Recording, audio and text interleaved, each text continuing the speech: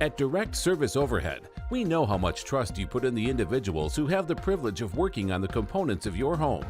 We understand that a broken garage door is the last thing you want to be worried about, and most of the time, doors break at the most inconvenient times. Our professionally trained technicians service 24 hours a day, and our high-cycle parts are guaranteed to make a noticeable impact on your garage door without putting a damper on your wallet. If you're looking for need of assistance maintaining your current garage door, our team has the experience and expertise to deliver the results you deserve. Give Direct Service Overhead a call today or visit us online to learn more.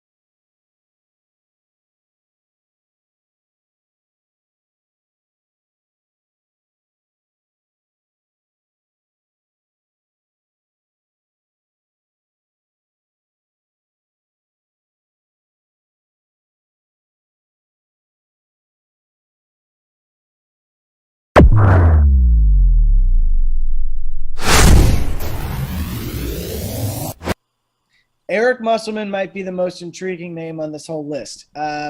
He's a flamboyant character. He is certainly one of the more eye-catching figures in college basketball as a coach. He's done a lot of wacky things, including running and jumping in the pool, I think it was, when Nick Smith, a five-star recruit, committed to Arkansas. But that last sentence there probably will perk people's ears up. You know, he's got a reputation as cultivating and culling the transfer portal to finding guys, and he still does that. But the dude can recruit. He's got 2 5-star prospects coming in at Arkansas in 2022. Would that be a hang up for him taking the Louisville job? Maybe. Like, you've got this big class coming in, but I think if Louisville can sweeten the pot for him financially, I think he would take the job in a heartbeat. Interesting. That would be an interesting one. I mean, I think it'd be a good hire. I like him, but I don't like him as much as some of the other top tier guys that okay. I mentioned. Like, I've been a much bigger fan of what he's done at Arkansas than what he did in Nevada. I'll just put it that way. Like, I wasn't very different programs, but fair point. Yes.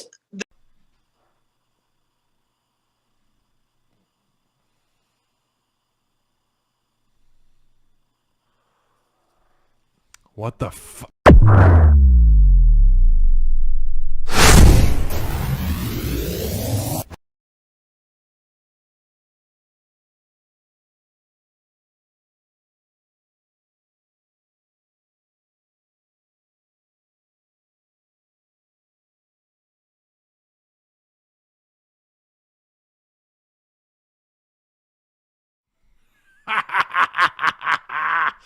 I ain't buying it, son. I'm not buying it. 3, 2, 1.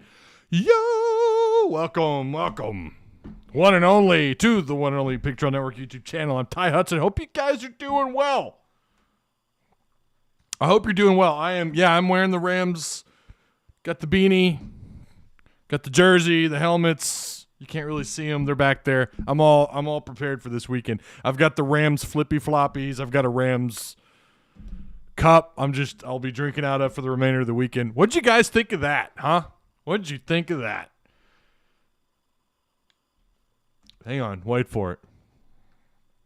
You ready for this? Muss going to Louisville.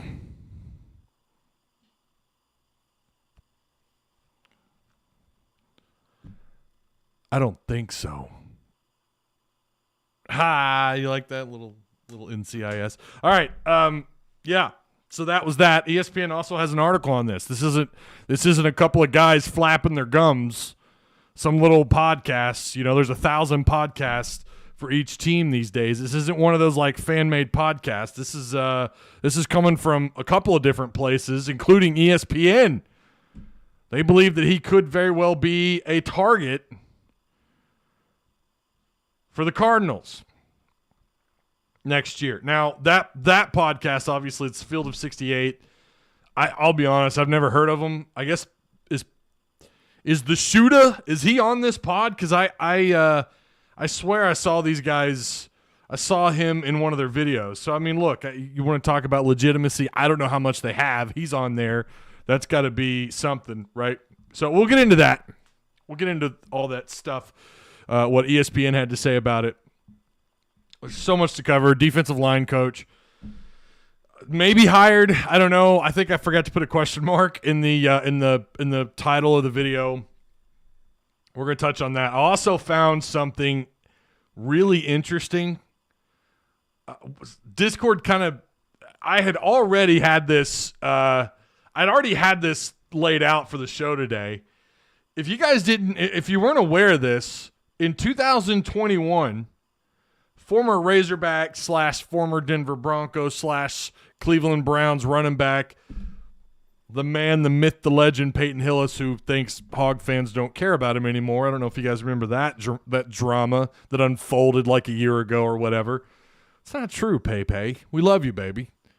We love you, White Rhino. You were unbelievable here. And you were great. You made the cover of Madden. That's no easy feat. What year was that? 2012? What year did he make the cover? Yeah, he was in a movie, The Hunting, in 2021. I just found the footage today. Actually, a friend of mine, I don't know where this started. I don't know if a message board caught wind of that or what. Maybe I'll show you guys the preview. Maybe we can watch the preview together. I'm not going to lie. It starts off pretty strong until you see the werewolf.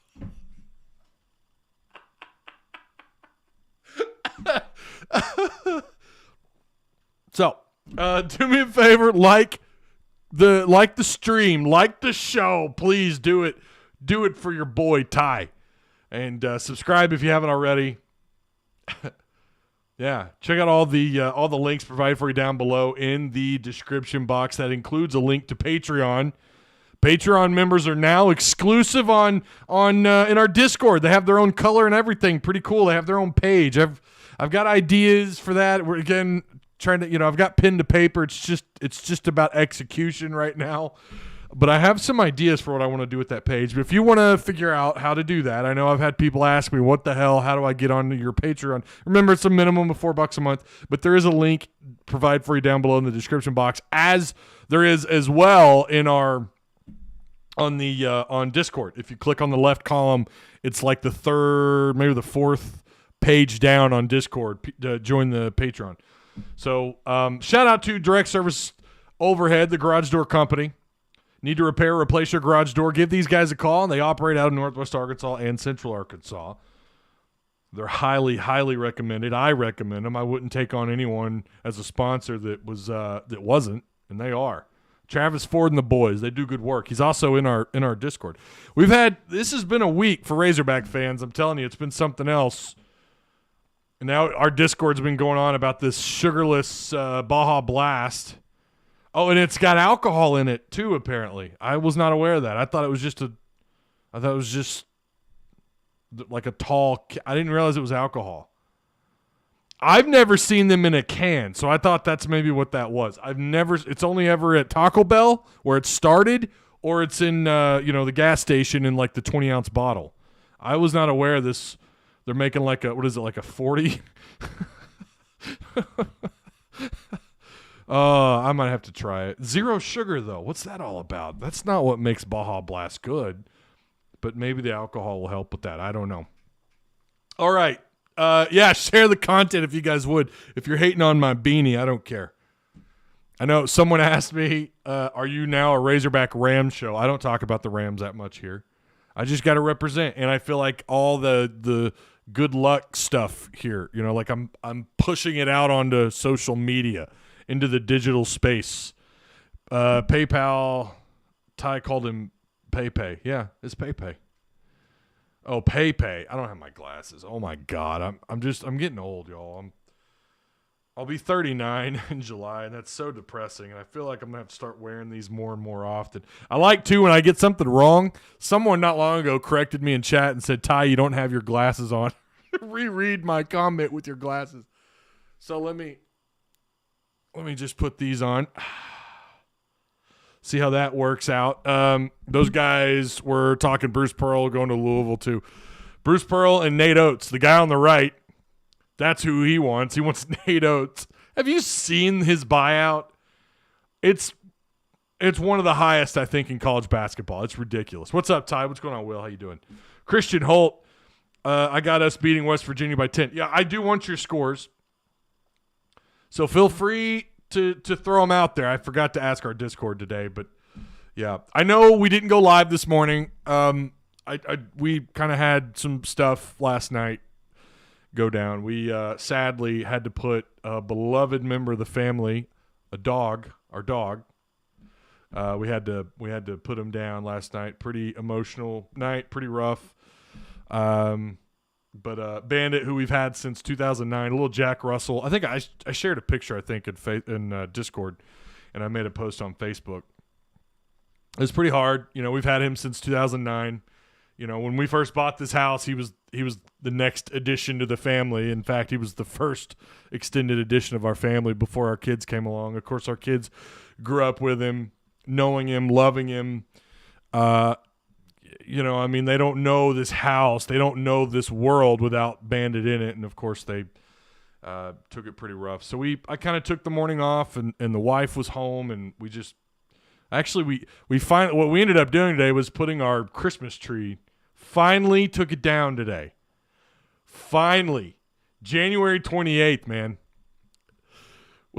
We are that family. We're a hot mess. We're going to always be the last family to show up to gatherings and what have you. I want to say, too, for those of you who reached out through Facebook DMs, Discord DMs, main chat in Discord, Twitter, thank you guys so much for the well wishes over losing our dog. We appreciate that. That really meant a lot. Appreciate that a lot. It's cool, Ty. We took our Christmas tree down like last week. He's always late. This is true. Tarl, you would know, wouldn't you, sir? I took my tree down December 28th. See, our tradition in the family is after New Year's. When that is exactly, could be June, could be the end of January, whatever. Big Donnelly says 72-60. Yo! That's right. All for the Bowman hire, not so much the defensive line choice, says Alex Henderson. Yeah, we're going to talk about that in just a second. Ramon Shiesty, he was on Madden 12. Okay, that's right. He was. Hillis was on Madden 12. You're right.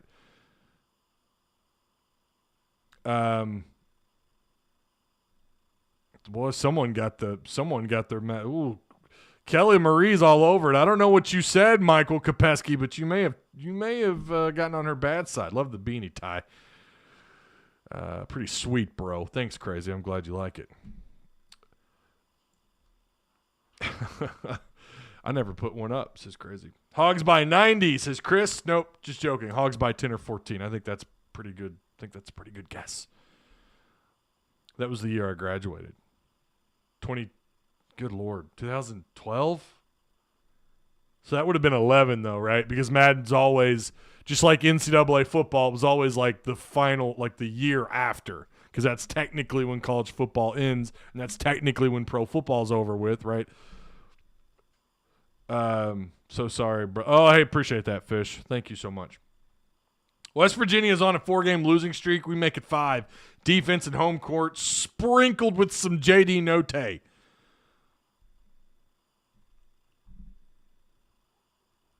Yeah, I don't want to perma-ban Michael Kopechki. Okay, we don't. I get what you're saying, Eagle, but I don't want to do that. I don't want to perma-ban.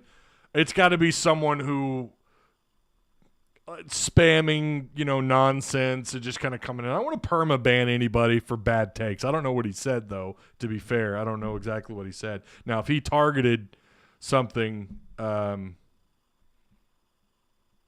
don't know what was said. Maybe someone will send me a screenshot. All right. So, yeah, I know we're streaming this after, don't expect a full audience here. Don't expect, people are going to watch this probably later tonight or tomorrow. But I do appreciate you guys. Remember to do the same. Check out all the links, subscribe, all that wonderful stuff. Like the stream, too. That goes a long, long ways. We're going to have to show that Peyton Hillis video. I want to show that off. We might do that towards the end. You guys have got to see this. It's. I think we should all react together. This is going to be gold. Assuming I don't get, the show taken down. But again, we'll talk about The Hunting and Peyton Hillis, who I believe is the star of the movie, by the way. And he looks absolutely jacked. So they had to have filmed this, I'm guessing, probably sometime in 2019, 2020. And he just looks like he did when he was at Cleveland. Remember how just jacked he was? It was ridiculous. All right, starting off with a little bit of baseball. Peyton Stovall, I don't know if you guys saw this or not, but he's D1's baseball freshman of the year in the SEC, which is, I don't remember, someone's going to have to help me out, the last time a freshman got that prestigious award, or pick, I guess, by D1 baseball. We know Peyton Stovall. We know he passed up the opportunity to play in the big leagues. He's going to play first base for the Razorbacks this year. He's going to be one to watch. I just hope. I remember so many other freshmen who came in hyped up, who were super hyped up like he is, or like he has been, and they struggled, right? Or they fell, whether it was a pitcher, whether it was just someone who was known as a solid hitter or solid outfielder or whatever, and they just kind of maybe not fall flat on their face, but they don't meet the kind of fan hype that comes with this sort of stuff. And look, I mean, think about that real quick. Freshman of the year in SEC baseball. I mean, let that blow your mind for a second, how stacked this conference is. The big-time prospects that pass up the opportunity to go play in a farm league for a few years, 2, 3, 4 years, whatever, to have the opportunity to come in and play, and they do it. We see it quite a bit. We see guys, Stovall for a while was a projected first-round pick and in the MLB draft. And if I remember right, he fell out of it, and that's when he made the decision to come to the Razorbacks to sign with the Hogs, which from what I understand, the odds were pretty high that he was going to sign. But, yeah, obviously after dropping in the draft is when he made his decision. That's a lot of hype. I mean, I'm just going to say it. He might be the most hyped up freshman I can remember. Now, you can name, we could rattle off some names. We know Dave Van Horn, especially the last decade, has just, been attendee who came in. He was State of Ohio's Gatorade Player of the Year, if I remember right. I think he was regarded as, I remember doing a little bit of research on him, he was regarded as possibly the next Ken Griffey Jr. Like, they felt like that was his ceiling. I swear to God, go Google that. I found it doing some research. I think when I was getting ready for when we were talking baseball, maybe it was on a pod. I don't really remember, but I remember stumbling across that.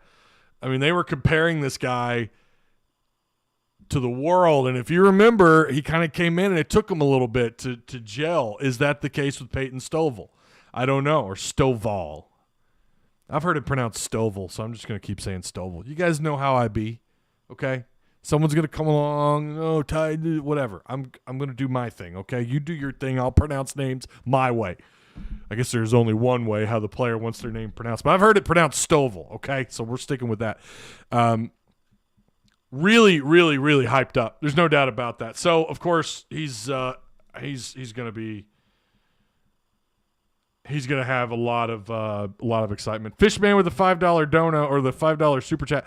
Sorry for your loss, brother. May Bandit recipes. Man, I appreciate that, Fish. You're the man. Thank you.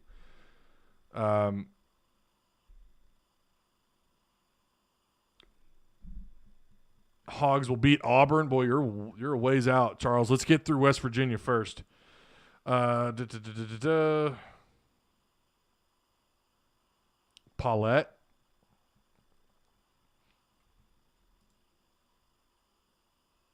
So, yeah. I hate the beanie. I'm sorry, Manny. You must be a.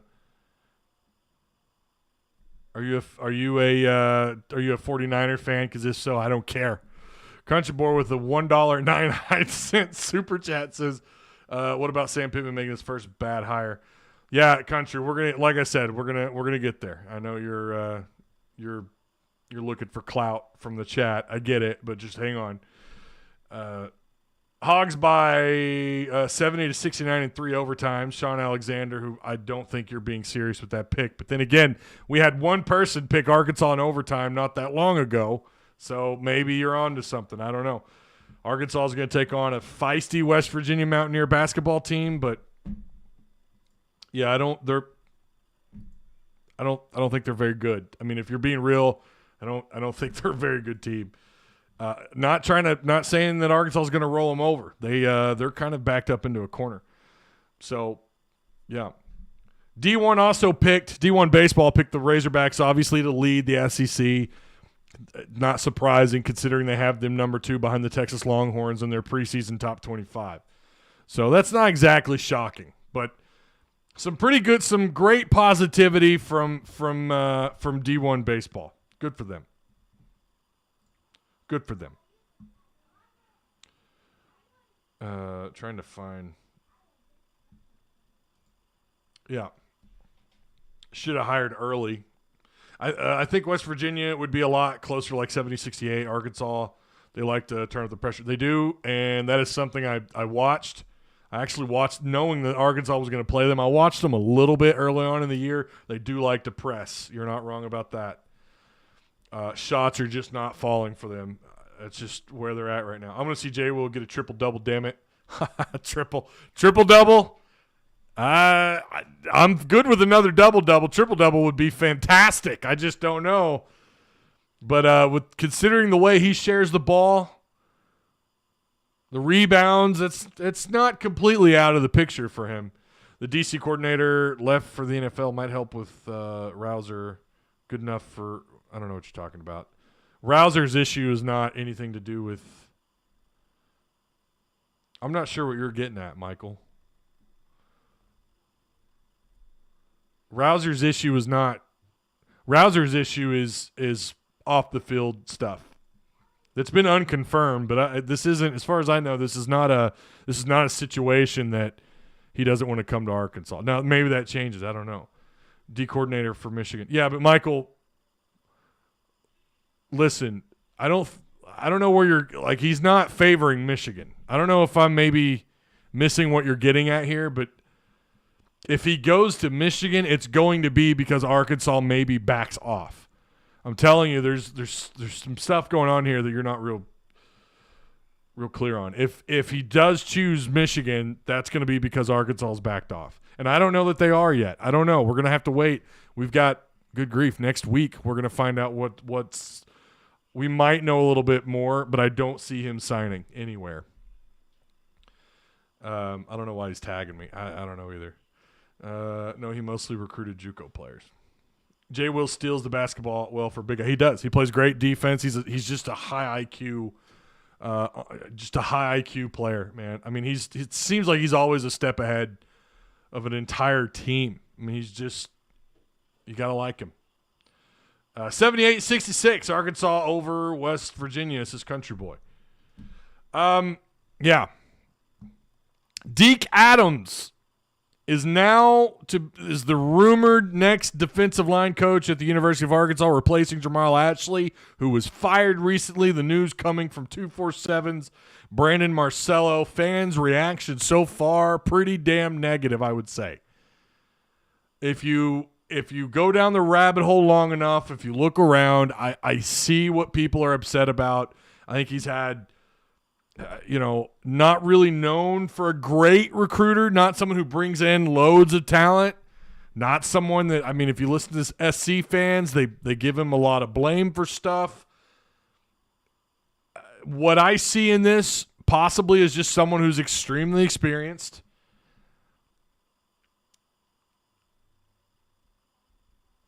He's really experienced. He's been around. He's coached several different places. He's been in the SEC. I mean, if you take a good hard look at it, you're not bringing in. Listen, this is what fans. I think it's like you're just not going to make people happy. I'm not saying it's a great hire. I'm not blown away by the hire. We talked about this last week, guys. Actually, maybe it was Monday. I don't remember. We talked about it at some point in the last couple of weeks. The defensive line coach, I mean, I don't know what they're going to pay whoever the next guy in is at. I don't know what they're going to pay him. I believe, last I saw, it's kind of lower on the totem pole, and it might be competitive with most other schools at that position in terms of salary. I don't know. But it seems like that position, I mean, how many defensive line coaches have you had in just the last 8 years? And I get you've had some coaching turnover. But it's pretty clear, and this, as far as I know, this was left up to Odom, but Pittman was going to have final say.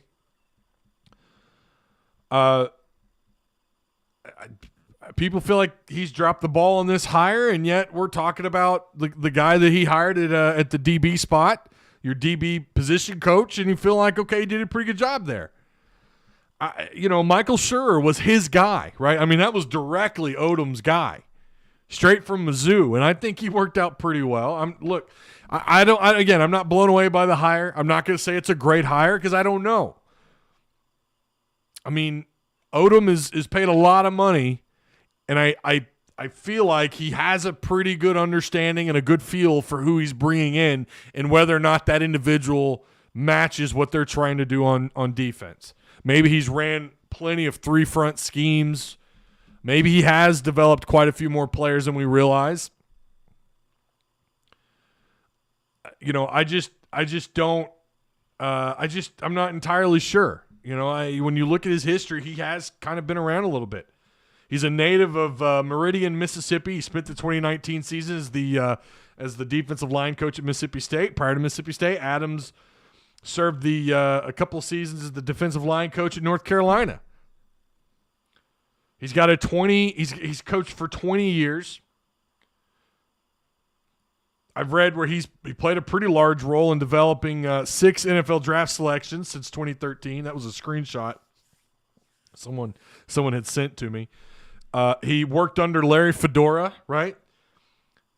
He coached Sylvester Williams, who was an All-American. I mean, there's some pretty... He coached Jadeveon Clowney. If you guys don't remember him, he's South Carolina's greatest prospect ever, and he chose to go to South Carolina. I don't know if that was a great pick for him, but then again, he was number 1 overall draft pick, so I think it worked out well for Jadeveon Clowney. In terms of success, team success, I mean, could have gone anywhere in the country, but hey, good for him. I hope Arkansas could find someone like that in their own backyard like they did with Jadeveon Clowney. So he's been around for a little bit. He's got a couple of decades under his belt. I think the expectation is he's going to come in. Hopefully he hustles in with recruiting. And look, if he doesn't pan out, if the production on the field isn't what they want and recruiting is up to par with the rest of the staff, then he's probably going to be gone. That'd be my guess. So this clearly there is no long-term hire for any position. I maybe you're looking at the offensive line, and that might be a little bit different with what's going on there. But again, I don't think it's a horrible hire. I mean, people are calling this the worst hire of all time, and I'm like, yeah, but I think you're looking at that through the lens as a fan. I see it as, and I'm trying my best not to, because believe me, my first response was, what the hell? I'm not even going to lie. After talking with a couple of folks and kind of doing a little bit of research and reading, I think, look, they got a guy that has at least experience. We also have to consider if they left this up to Odom, and I don't know if this was his first pick. I really don't. But left it up to Odom, and if it's either you believe in what he does is in terms of who he hires, or you don't, right? Or you don't. You just simply don't. Maybe you think this is it. This is the first bad hire, and I don't know that Sam Pittman. I don't know that all of his hires have been necessarily flawless. Okay, the guy he replaced, the guy that we're replacing here didn't exactly blow up. Coach Ashley struggled recruiting. On the field production was not there. It was not good. So I get both sides of it. I hear people that are really upset by the hire, but I would argue if you're that upset, maybe take a step back and just think, all right, I'm just going to see how this works out. And then you know what? A year from now, I'm just going to be telling everybody I told you so, like I know several of you will. Tyra, are we going to talk about the new DB coach? We've kind of gone over that a little bit, Patrick. I mean, we can a little bit, but with the defensive line hire, I kind of want to focus on that a minute. They don't remember the Chad Morris hire. Well, I think, again, Patrick, they're talking about since Sam Pittman was here. Why is everything the best or the worst ever? Yeah, I just don't – that's just not how I work. I don't see things as best or worst ever. And it's all in the eye of the beholder, right? And it's different, per person, and their standards are different. Their expectations are different. Some people just have sky-high expectations, and some people are just never happy. Some people they thrive off of simply being negative or having edgy takes or whatever. I've had my own share of edgy takes, okay? But they come from somewhere. And some of the people who I've seen vent in our Discord, they're coming from somewhere. I kind of get it. These are people that I've seen a few of you who I respect when I read what you say and I hear what you say on Twitter or see what you say on Twitter.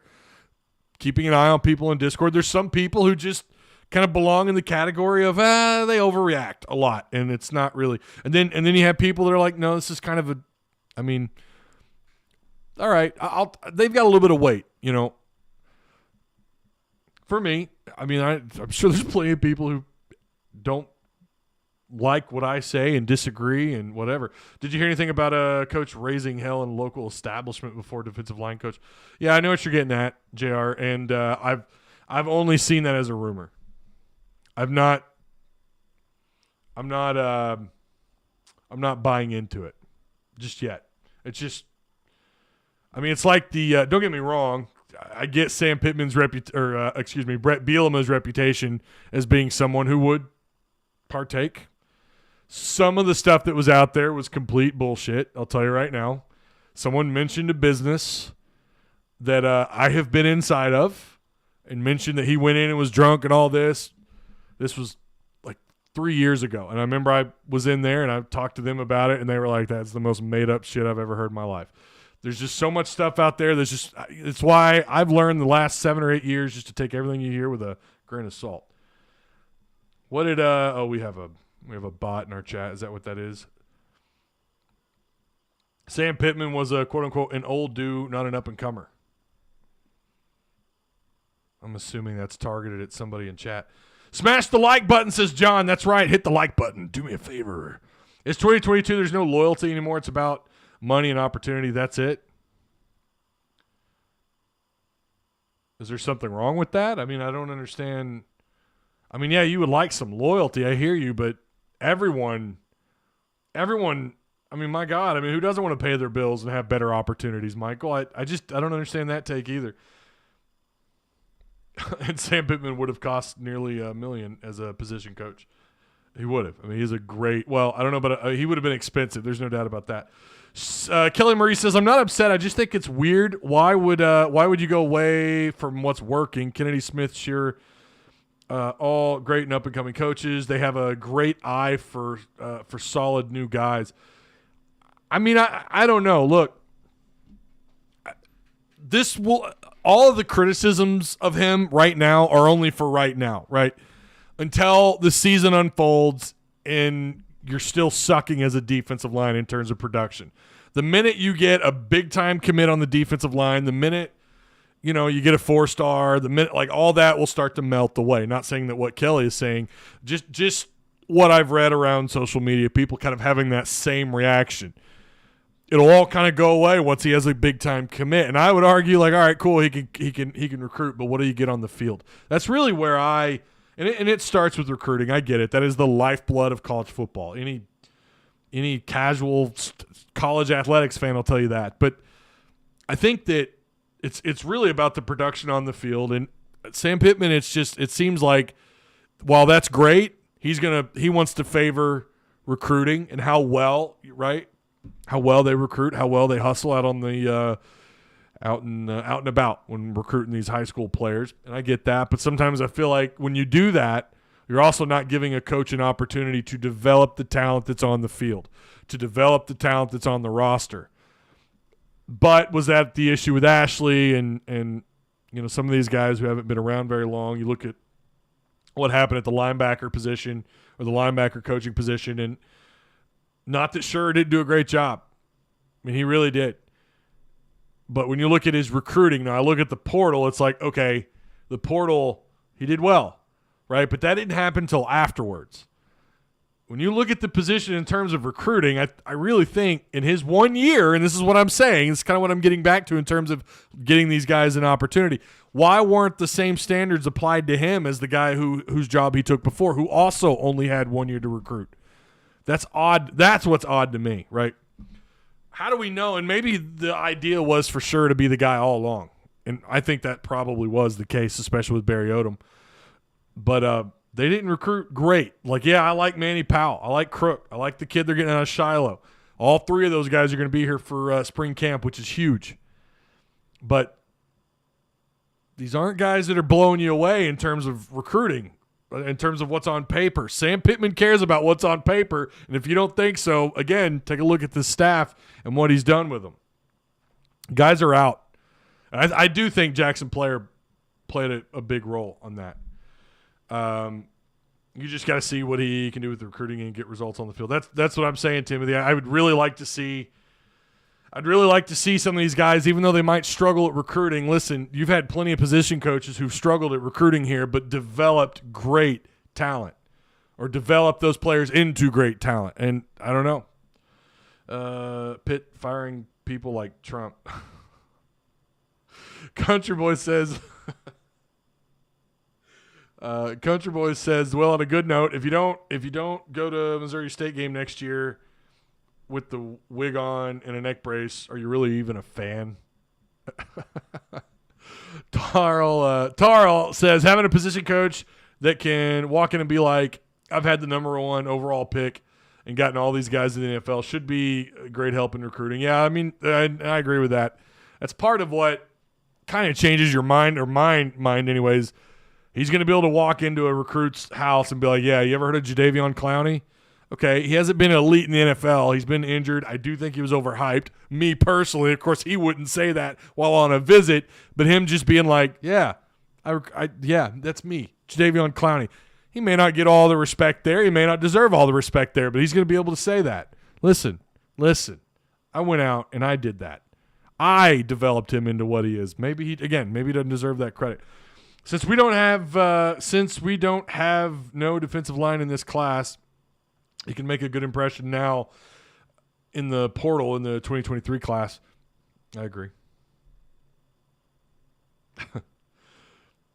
If you can't do anything of those three, you're fired. Are you talking about development and recruiting and all that? Yeah, I think you're probably right. Ty, who would you say is the best position coach on the Arkansas staff? And if there is a position that's lacking, who would you love to see in that spot? That's a tough one because you've had a little bit of turnover. I like what happened at I kind of look at it a little bit differently. I look at it like the Trey Knox situation, okay? Tell me that wasn't intriguing. For anyone who's paid attention long enough in college football, or any whether it's high school, college, or pro, whatever, but it's especially unique in college football because you have a limited amount of time with these players. You have a guy in Trey Knox, right? And some of you probably know where I'm going with this.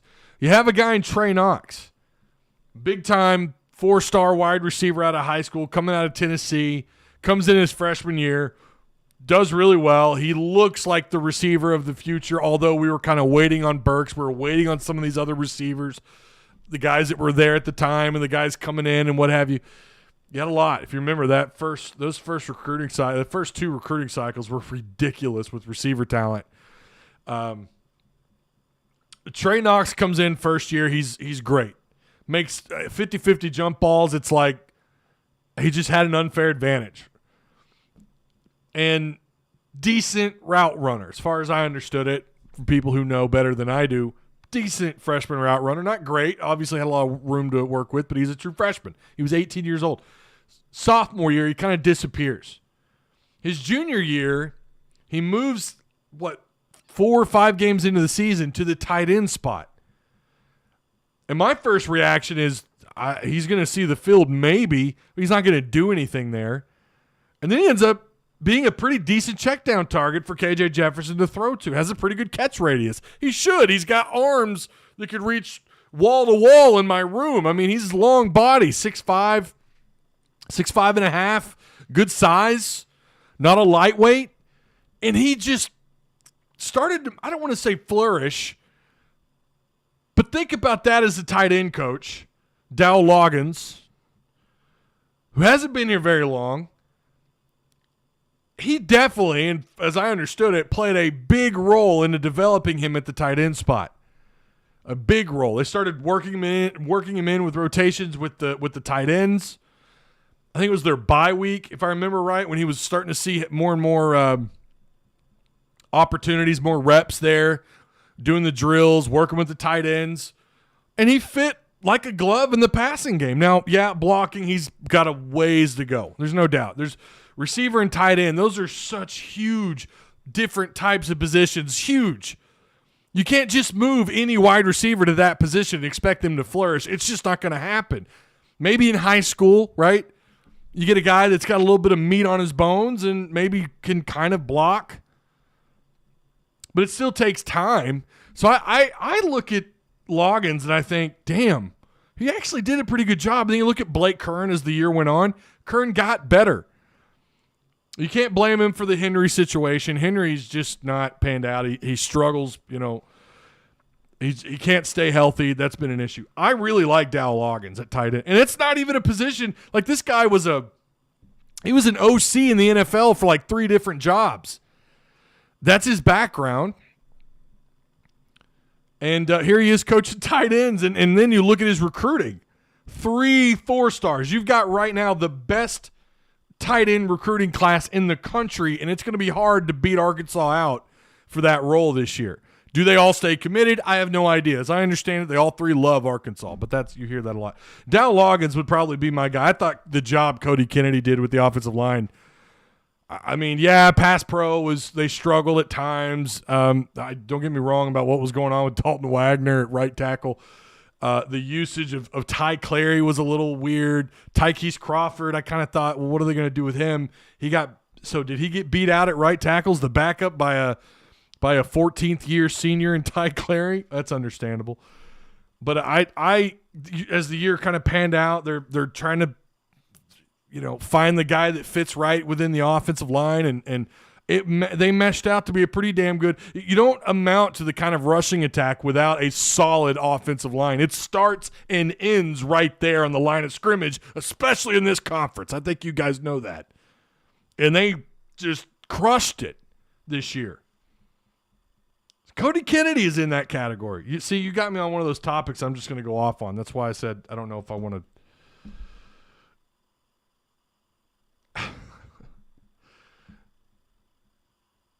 Who has a 3 tight end commits for 2023, whoever that is, the best position. We just went over that. Why are y'all bringing up John L in my chat? What the hell? What did I do to deserve that? Top 3, Smith. Yeah, that's hard to argue with there. Kennedy and Loggins. Loggins, I thought, just did an incredible job with Knox.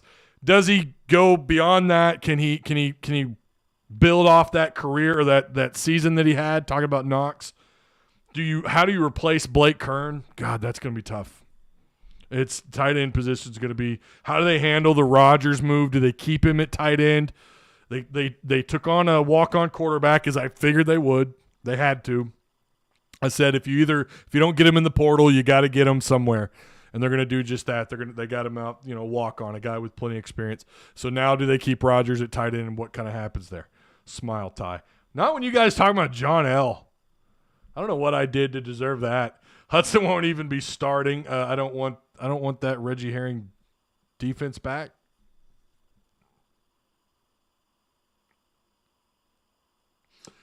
Ty, do you not remember? Yes, I remember. Yes, I do. Smile! God, he wanted them to smile. I'm getting. Hang on a second. What are we doing? What are we doing in chat here? What you want? Oh, did we get a Patreon? Pwendell joined. Hey, Pwendell joined our Patreon. Look at you go. I didn't get an announcement. Oh, there it is. I just got the announcement. Well, I just looked at my phone, to be fair, 35 minutes ago. Hey, Pwendell, you go, boy. Joining that Patreon. Look at you go. I can't pull it up. It's like, my phone's like, I don't recognize you with those glasses on your face.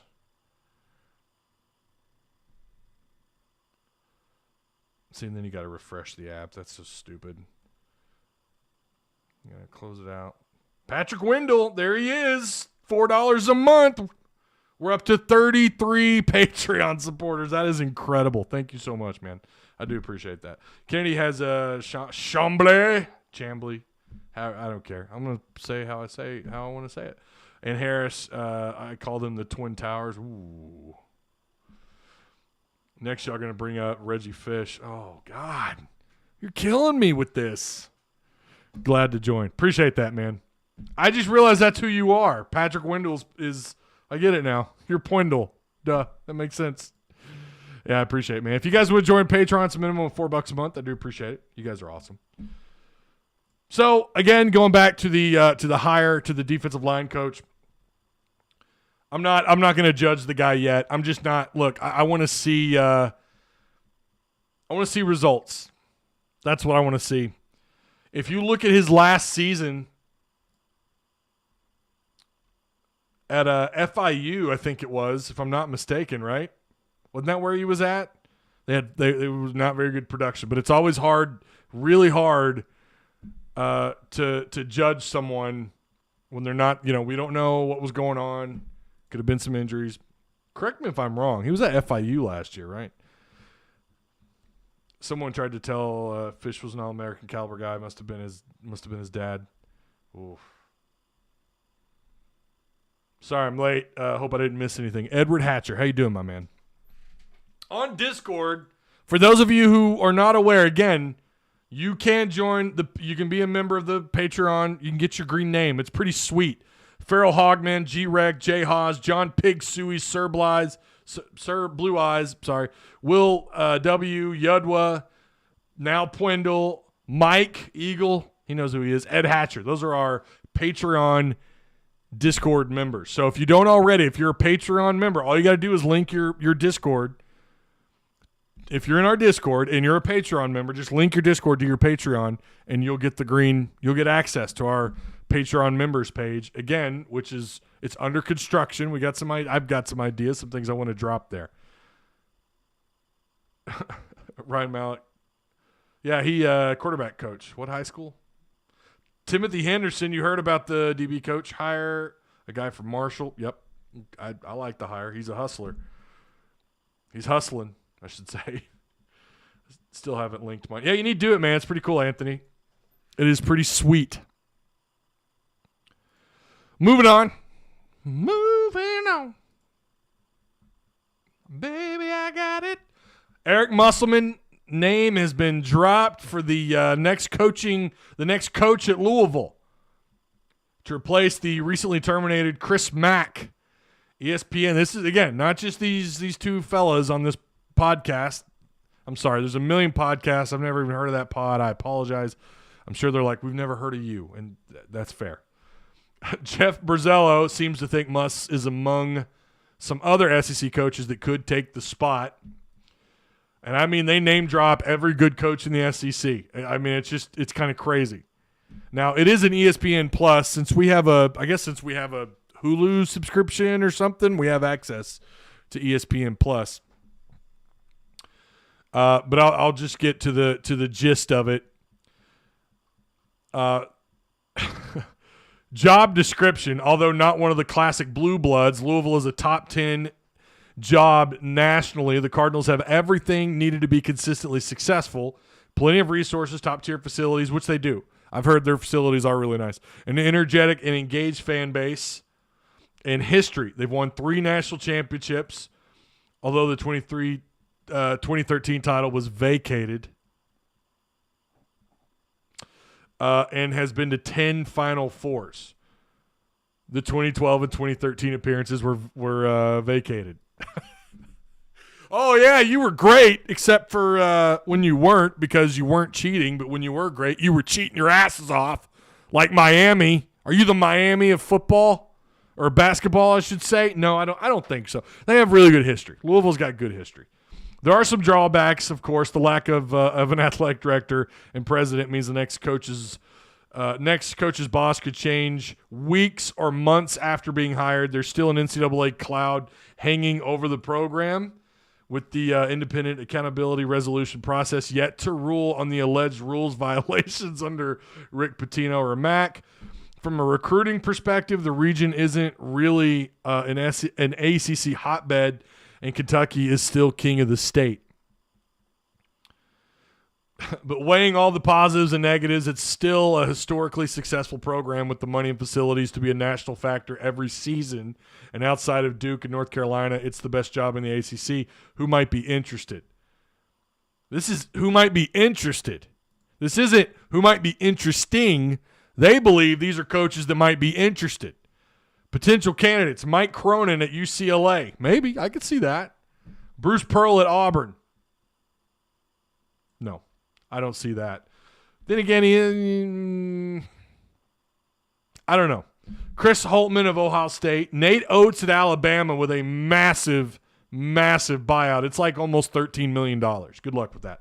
Eric Musselman at Arkansas. Here's what they say. Another SEC coach who signed a lucrative contract extension last year. Musselman might listen to the Cardinals. His buyout isn't nearly as large as Oates. It's not. And he has never stayed at one place for very long, but he seems happy at Arkansas. Went to the Elite Eight last season and is bringing in 2 top 10 recruits next season. And has a number 2 recruiting class overall. Not just those guys, but the entire class. Pinion included, all those guys. They're incredible. 2 McDonald's All-Americans, as we just mentioned here. And guys like, okay, good luck. I don't give them very good odds here. And if you listen to those 2 goofballs, I shouldn't say that. That's not fair. That's just me being overly aggressive. I don't believe the take that he would. I mean, if you listen to those guys, it's like, he'll take it. SEC, first off, SEC basketball is not the same as it used to be. It's actually better. The pedigree of coaches, the teams, the salaries, the want to be competitive. And I think obviously it's a reflection of the SEC network. It's a reflection of the network deals that football got. There's no doubt football is, it's lifted everything for all 3 sports for these SEC programs. Now, not that they have all 3 been great, and I do think it's taken this long to get to this point, the last several years when the SEC has been good. Maybe this year, I don't know. Someone asked me how many teams the SEC send to the tournament. I think it's somewhere between 5 and 7. 7 is like, wow, okay, that's really damn good. 5 is like what all the Power 5 should be doing. Anything beyond that's pretty good. 6 is, wow, all right. And 7's, oh, damn, all right. Maybe they send 7. If they send 7, you guys know where I'm at on that. Arkansas is for sure in the tournament for a second year in a row. They've also got Kevin Willard from Seton Hall, Dana Altman, that ought to ring a bell, at Oregon, Ed Cooley at Providence. I mean, they go on. Mike Boynton at Oklahoma State, Brad Underwood of Illinois. I mean, these guys seem to think that all these coaches are just going to bend over backwards to go to Louisville. I don't, since Pitino, like, are they a kind of school that was just really carried by one phenomenal coach? Not really. I think their history kind of speaks for itself. Again, they have good history. I mean, they mentioned Wes Miller at Cincinnati, Scott Davenport at Bellarmine, and Wes Unseld Jr., who's at Washington with the Wizards. Kenny Payne with the New York Knicks. He's an assistant. Steve Forbes at Wake Forest. I just don't see it. I heard John Palfrey. Is that for real? Did you really hear John Palfrey, or are you just trolling? Because I don't know. People, we can't roast our coach when things go south like what happened with Muss. That is how you chase away your coach. No. It just depends on what you mean by that. Like, now if you're talking to the people who roast him and include his name, yeah, that's not good. You don't do that. I mean, I just don't get that. I don't understand that. I wouldn't do it. I don't think fans should be doing it. But if you're saying to not be skeptical, no, I disagree. You absolutely should be skeptical. Don't include the coach is what I'm saying. Tomorrow will make a big impact on how many teams we – it will. You're right about that, Eric. I think it will play a pretty big role.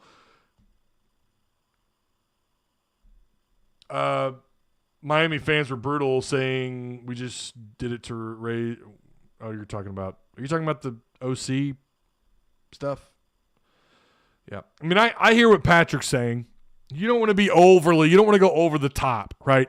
I agree with that. You don't want to go over the top. But look, I've gone to Twitter and been like, what the hell are you doing? What are you doing? You're killing me with this insert name of coach. You're killing me. But I don't ever insert their name. I don't go into their threads. Screw Altman. Oh, God. Yeah. Anthony White, he gets it. Must interviews with Louisville for a raise. I can see that now. Louisville fans came for us on Twitter like Miami fans did. Yeah, I don't think it's completely out of the picture that he maybe interviews with him. That could absolutely happen, but I just do not see him leaving. Hey, Ty, breaking news. John Palfrey will become an assistant coach for Waterboy. If Arkansas gets snubbed, I'd be nervous a little bit. You talking about for the tournament? No, listen. The facilities here are also some of the best in the country.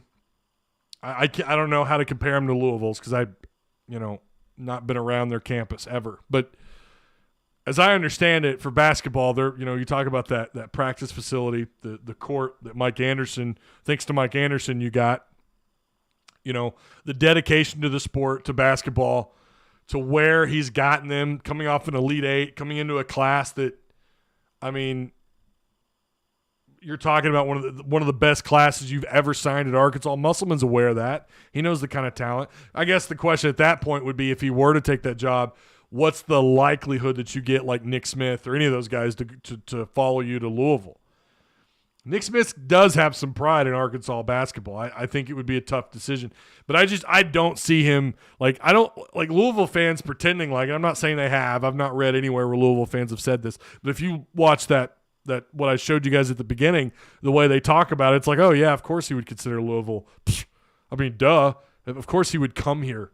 Like, yeah, he would, at a drop of a hat, he'd be here. No, I don't think it's that simple. You're going to have to – now, they did get it right. They're going to have to sweeten the pot. They're exactly right. You're going to have to pay him a ludicrous amount of money, including his buyout. And I forgot what it is. It is less than Nate Oates. Nate Oates at almost $13 million. But, yeah, the odds of him leaving right now are not in anybody's favor. Louisville is not North Carolina. Now, what is North Carolina now? I don't know. But – They're not Kentucky. They're the second best team in their state. They're going to have to leave the area to go after some pretty – I mean, not that Lexington and those places don't produce some pretty good talent, but those kids are considering Kentucky. They're not considering Louisville. Maybe some of them are. Again, they've done a great job recruiting, and they definitely have the fan support. They've got great facilities, as I've read everywhere. They've got some great facilities. I've even heard the area is gorgeous. The coaching pedigree that they've had over the years has been pretty good when you consider the coaches that have come through football, right? I mean, that's where Bobby Petrino really made his name as a head coach. So, it's not the school. We're not talking about Big East, right? Like when they were in the Big East, they're in a decent conference. Well, definitely a decent conference. But I just think when you compare the two, it's like Arkansas is trending upwards, and it's because of Musselman. And I just have such a hard time seeing him leave. Again, I'm not saying he won't leave, but I think for fans, for any fan or for any media member to pretend like, at a drop of a hat he'd leave, don't think it's that simple, my man. I just don't. Ty, do you remember the dunk against Texas with Sonny Weems back in the day? Vaguely. The Sonny Weems era is just such a vaguely. Would must leave for UCLA. Now, you talk about West Coast teams, that's a different story. And I've said since after his first season, I seem to remember either I said it here or maybe it was on a podcast episode. I don't remember, but I felt like if you get him here, you need him here. Well, first off, you want him here for a long time, but it wouldn't shock me that he's a guy that doesn't stay at Arkansas very long, and that if he's here for a while and he's able to kind of build on top of each year and just get better and better and then leave, kind of like what I think Mike Anderson did accomplish. Mike Anderson laid a wonderful foundation for Musselman to come in. You talk about the practice facility, right? You talk about what all they've done there around Bud Walton, the changes and the renovations to Bud Walton. A lot of that was because of the excitement around Mike. Mike just couldn't get over the hump, but he built, again, a great foundation, a school where you can win in the conference. You can compete in the SEC. You can have winning records. Postseason at that point, it's just couldn't get it done. And it opened the door for someone like Musselman to come and build on top of it. The question for Musselman at Arkansas is, can he continue this upward trend that he has? It's a different era of basketball with the NIL stuff and the transfer portal, but he's clearly navigated the portal pretty damn well. They acted like he would take it if they wanted. Exactly. They did, Nick. That's exactly what they did, and I just thought that was ludicrous. Like, I know Arkansas basketball up until last year is a joke. They never went far. I mean, in the 2000s, they've never gone beyond the second round until last year. But if you look back before that, okay, Bud Walton is the house that Nolan Richardson built, all right? That is his house. Arkansas was dominant in the 90s, in the late 80s and the 90s, all the way up until about the mid-late 90s. For more than a decade, that team put the fear of God in the Southwest Conference and SEC basketball programs and in teams that they had to face in postseason play and tournament play in the NCAA. Like, this was a premier, one of the best basketball programs in the country. It wasn't a flash in the pan 3 or 4 year stretch. I mean, you're talking about from really his fourth season on was just crazy how good they were. And then, his last couple, 2-3 years were not very good. And then ever since then, you've been wondering how you pick up the pieces and get back something close to where you were. And again, I would argue that Mike did a good job of picking some of those pieces up. And again, he built a pretty good foundation here. The interest in Arkansas basketball kind of started to heat up, and then Musselman took the baton from that point on.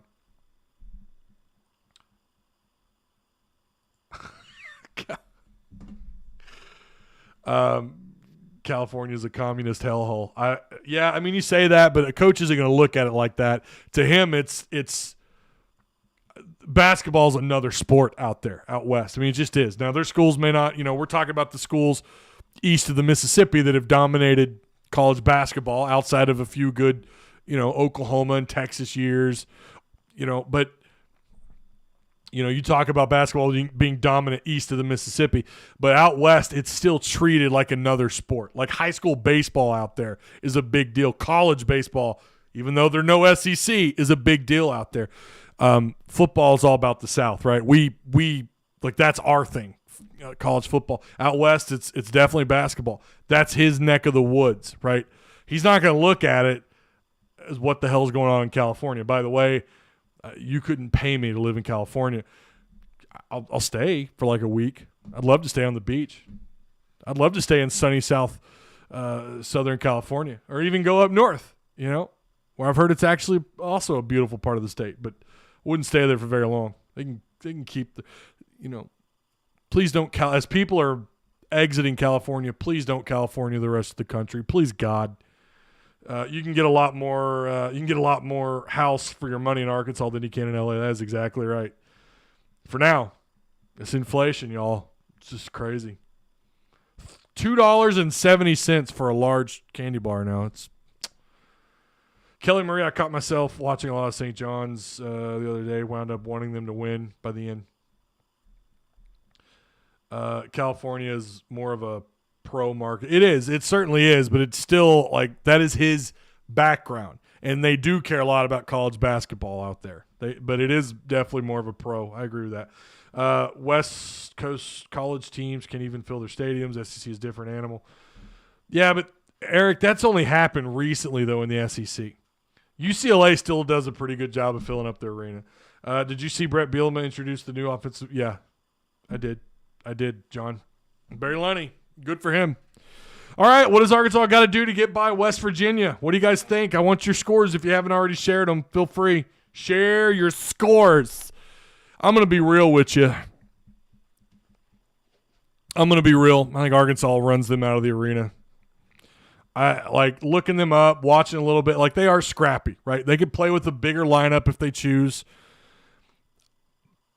But they're just not a very it's like they have other things going for them, but right now shots are just not landing. They could potentially be a tough game. They really could. And I guess you could argue it depends on, and I hate this because you could say it for anybody, but it depends on which version of the team shows up. You could say that for West Virginia, but they're riding this losing streak. Shots are not falling. Their shot selection, as I was reading a West Virginia board the other day, not good. They're complaining about their shot selection. They're complaining about their assist-to-turnover ratio, which is horrendous, by the way. Rebounding, they're not great. Here, let's just go over it. They're only attempting about 20 shots, if I saw that stat right. It was about 20 attempts outside per game. They're shooting roughly around 30 to 31%. I mean, that's bad. When you're only taking, I think it's right south of 20 shots a game outside, and you're only shooting around 30, 31%, that is terrible. But Arkansas is not any better. West Virginia ranks 310th in the country. 310th in assist-to-turnover ratio.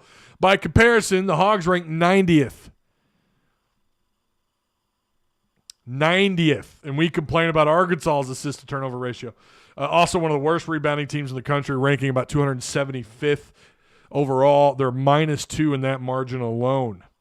West Virginia will press. They are a defensive team. They can slow the pace down while also playing full court, throw you off on offense, throw off any scheme or any set plays you want to run. Not bad inbounding defense either. They'll look to slow the Hogs down, but we may see them play plenty of full court press against the Hogs. Razorbacks are prone to turning the ball over, but have dealt with the full court press most of the season pretty well this year, outside of some sloppy play here and there, some carelessness with the ball at times. Yeah, Arkansas is prone to that. Maybe that plays into West Virginia's hands here. For West Virginia, this game is huge for them. They're more or less trending in the wrong direction. They need this win. But so do the Hogs. They need at least one decent win against a non-con opponent, and West Virginia fits the bill. Bud Walton Arena will be rocking. I'm guessing 18,500, 19+ thousand, somewhere in there. It's supposed to be decent weather, I believe, tomorrow as well. But I'm taking the Hogs 78-64 to 14-point win. They haven't really blown the doors off of anybody lately. They really haven't. Maybe they got out to one. Maybe there's a couple of games where you had a good solid 17, 18-point lead for a little bit, and then the lead kind of struggled hanging on to it. Maybe this is that game where they just completely just blow them off the court from start to finish. I don't think so. I think it's going to be close for a little while. But I think as the game goes on, you're talking about Arkansas who's shooting the ball well at the free throw line. They take a lot of shots at the free throw line. West Virginia, they're in pretty good shape to make this a challenge, but they're about to head into a very, very hostile environment. Ty, we need Likes to start the whole game. Likes could very well see some improved time. Crazy Hog. He could absolutely see some time tomorrow. These guys are going to press. The game is at 1 p.m. on SEC Network, and yes, we will have a post-game show. Bite your tongue. Listen, you guys know how I feel. Good God, here we go. You guys know how I feel about Likes, but in certain moments, listen, he does pretty well against full court press. NFLPA, wait, what? NFLPA Collegiate Bowl, Grant Morgan is playing, and it's tomorrow night. Oh, okay. Thanks, Patrick, for that. I forgot all about that. Timothy Henderson says Hog 71-65, but it kind of looks bad. What do you mean?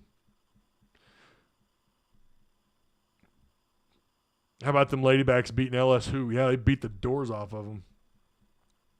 I'm not going to – I knew you were going to do that, Kelly. Oh, God. See, I hit that hour-plus mark. I just can't do it. Hey, Ty, I haven't had a chance to talk in a while. Hey, how you doing, Tim? Your helmet's still looking good back there, bro. Go Hogs, go Rams. That's right. I'm gonna get a replica helmet, Ram helmet. I want one. California, the land of the fruits of Oh, watch out for Gabe I can't ever pronounce his last name. Osaboyan. Yep, I agree about him. We all know that name very well.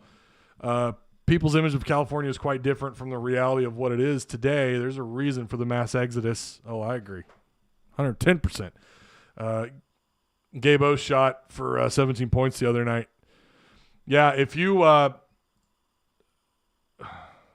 where did their numbers go? Arkansas right now, right? Pretty good at home, 11-1. West Virginia. This has to be a misprint. They've only played 4 away games so far. That has to be a misprint. Says they're 1-3 on the road. Surely they haven't played those. I mean, they're about to walk into a hornet's nest. Arkansas is favored right now at 73.8% according to ESPN's Basketball Power Index. Hogs obviously favored. Capacity is 19,368. Do you guys think they get that? Do you think they get north of 19,000? Do we have standing room only in this bad boy tomorrow? It's going to be wild. Again, West Virginia riding that losing streak, 4-game losing streak that started against Kansas. That is a part of it. If you look at these matchups, my God, they had Kansas State, whom they beat 71-68. Oh, I see. Their road game against TCU got canceled. I see. Okay, that makes sense. Kansas State, they beat 71-68. They beat Oklahoma State 70-60, beat them by 10. They have it in them to be pretty good, but I just feel like tomorrow, that attendance, that's going to be something else. I get it. They're in a pretty good basketball conference, the Big 12 is. Usually is. But this streak, though, Kansas, Baylor, at Texas Tech, and then they hosted Oklahoma. 3 ranked opponents in a row. Number 9, KU. Number 5, Baylor. Number 18, Texas Tech. And then they topped it off against a salty Oklahoma team who they lost 72-62. Now they're on the road against Arkansas, who's got things figured out. Yeah, their only road win was against UAB, if you were curious. They did beat the only team. They lost to Marquette 82-71. They beat Elon 87-68. They beat Clemson, non-con. Yeah, it is a non-con. Every time I think of West Virginia, it's just so weird to think of them as a Big 12 team. But they lost, or they won that game 66-59. They beat Connecticut, who was ranked at the time 15th in the country. They beat 56-53. UConn is still ranked. They're 14-4. They're still salty. So, again, they have it in them to be pretty decent, right? And they got off to a great start this year.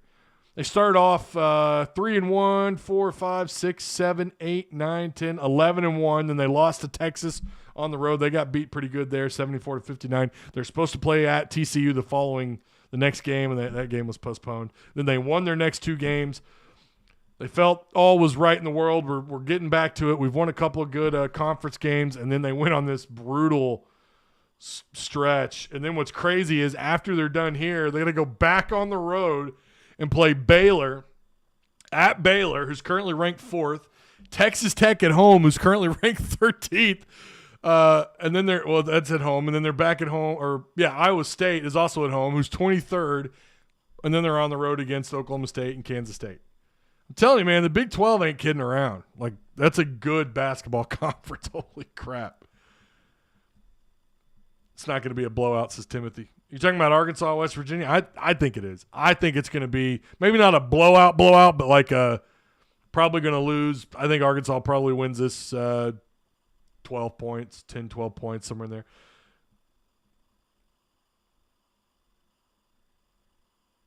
Ty, neither team will have 30 points at halftime due to the slow pace being dictated. Yeah, maybe. It just, anybody could get hot. Anybody can get hot. Arkansas can get hot. We've seen that, even against pretty good teams. They do full court press, and they can slow you down.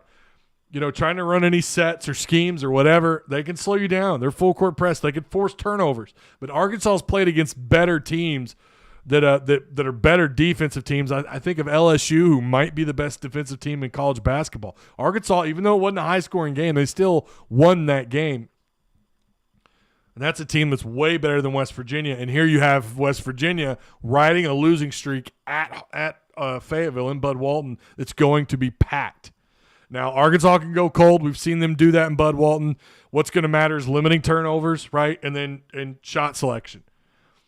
Finding ways to get to the free throw line also going to be paramount. It's a good thing they're a good basketball conference because their football is ass. Oh, you're preaching to the choir on that one. All right, so that's going to do it. I'm going to go eat dinner and go sit on my comfy couch in the living room. We will have the post-game show tomorrow. Again, shout out to the Patreon supporters, to our sponsor, Direct Service Overhead, the Garage Door Company. Shout out to Travis Ford and the boys. And to you guys here live and those of you watching afterwards, hope you have a great rest of your Friday night. Enjoy the game tomorrow after lunchtime. Should be pretty exciting. Again, I think Arkansas wins. I think it's going to be a close game, but I feel like Arkansas finds a way to stretch it out, maybe even blow them out of the gym. I really think that could happen. You've got guys coming back, starting to get healthy. Kamani Johnson getting back into the rhythm of things. And Arkansas has done decent against the full court. Decent. They do, again, like I said earlier, they are prone to turning the ball over. Their assist-to-turnover ratio is not where it should be. And this is going to be a tough game to get that up, right, to get that rank up if you're talking about assist-to-turnover rank. But this is going to be a tough one to do that. And, again, they are capable of slowing this game down. But I feel like it's just Arkansas is just trending in the right direction. They're playing much better basketball. And their defensive, their three-point defense has improved. Their overall defense has improved. J-Dub is on a roll. J.D. Note is on a roll. Wade has found himself. Kamani, up until he got hurt, was finding himself, understanding his role. I just think they're going to – I think as long as they're clicking on all cylinders, they should just run West Virginia out of the gym. So they need to. This is a big game for Arkansas as well. Like I said, this is one of those pivot games. This is one of those games that if you can beat the holy crap out of them, you're going to build on top of that confidence and get ready for the rest of your season within conference play. This is a must-win for most games. West Virginia's their backs are in the corner here. They're going to be desperate. Maybe desperate times call for desperate reaction. I don't know. They're gonna be desperate in this game. Maybe they do some stuff we haven't seen. Maybe they play it differently. Maybe they go with a different rotation. Maybe they're different starting five. I don't know. But I feel like Arkansas wins this one pretty easy. One game at a time. I agree. 110%, Patrick. One game at a time. Please don't play likes. If you're struggling with full court, they may have to. I mean, if they're struggling with it, if they're having a hard time bringing the dribble out, they may have to. Bruce Pearl just got a new contract for Auburn. Well, good for him. Good for him. Maybe that was a reaction to the ESPN story about Louisville. All right.